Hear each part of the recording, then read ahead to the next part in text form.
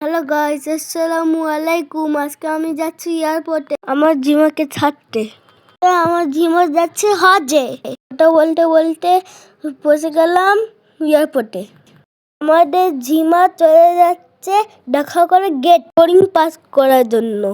হাফিজি না ওদের জিমাকেও সব কিছু বুঝিয়ে দিচ্ছে।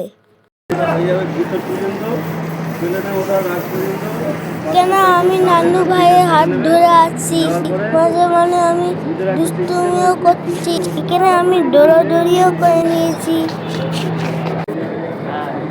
আমার দৌড়াদৌড়ি করার জন্য নানু হাতটি পকড়ে নিল।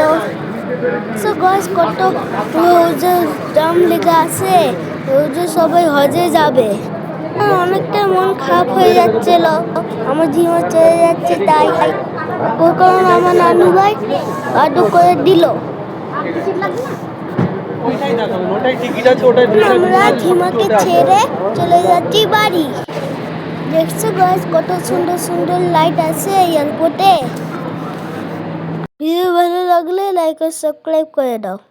কমেন্টে জানাও আমাকে কিরকম লাগছে। নাই, আল্লাহ হাফেজ।